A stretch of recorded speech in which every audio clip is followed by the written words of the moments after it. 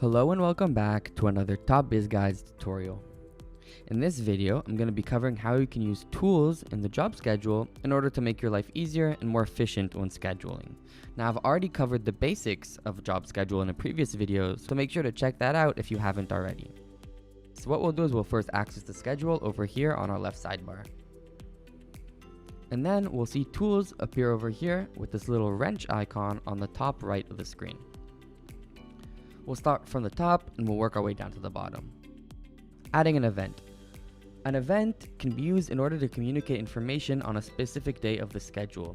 It's going to be visible to everyone in the schedule. Now, how is this different, for example, than a shift? Because it's not like a role or a job that one person in the schedule needs to complete. Rather, it's something that's relevant for everyone in the schedule, and we want to communicate this event, this information to them. So we want to make sure that they're aware of it.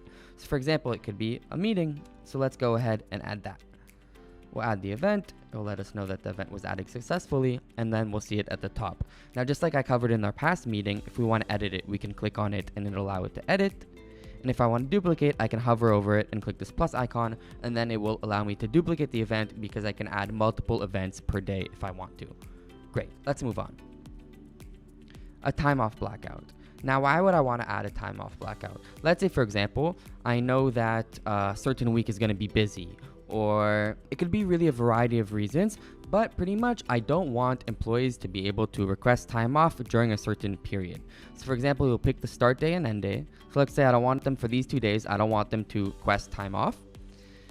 And I can also choose how many people I will accept. So if I enter here 0, for example, it will mean that entering 0 will block all employees from requesting time off, which means that if I enter 0, no one can request time off. When they try to on their mobile app, they'll get a notification saying that they're not able to. So that is how we can add a time off blackout should you need to. Great. The next thing that we had in our add option is an employee. So if I want to add an employee, I can do so from here. There's other places to add an employee There's other places to add an employee in the platform, but here it gives you an option to add one too directly from the schedule. So you can choose to add an employee individually. You can choose bulk add. So you would fill out a spreadsheet with your employees' information to add multiple employees at once, or you can also connect your POS and import your users from there, which is pretty cool. Let's move on to the next tool, clear. So if I want to clear any unpublished changes that I made to the schedule. So for example, let's say that I've made a couple changes, like I changed the hours for a shift, right? So I clicked here and I changed the hour for the shift.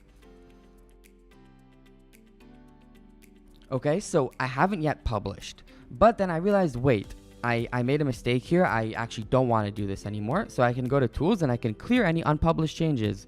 So clearing any unpublished changes, we'll see. So now this reverted back to the original time. Can sort of act like an undo button of sort, which is nice to have. If I want to clear the entire schedule, I can do so as well. So this would clear any published shift in the schedule as well. This would clear the entire thing.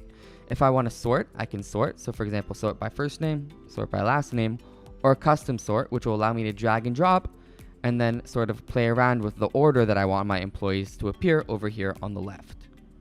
Okay. Show and hide, I can choose what I want to show and hide. So if I want to hide events, I can do that. Hours forecast, wage forecast, if you've added wages, which I'll cover in the next video that I do. People forecast, you'll see over here, people. So example, on Thursday, I see there's 3 shifts for 3 people. So that's the people forecast that we see over here. So if I toggle it off, we'll see that it goes away. And if I only want to see scheduled employees, then I can toggle this on and off. Templates, if I've created any shift templates, I can use that. So for example, this would be my shift template that I currently have right now. And now we see that I've created a template. You see, so we have the total number of shifts and the total hours as well. So that's how you can also create a template. View publish history. If I want to see an activity log of when shifts were published in the schedule, this is where I can view it. 10, 50, and 100 will allow me how many entries I want to view, should there be more. And reset notifications allow me to reset notification to everyone on the schedule, telling them that they have a shift posted on their schedule. So that's it. That goes over our tools in the schedule at Homebase. I hope you guys enjoyed the video, and I hope to see you on the next one.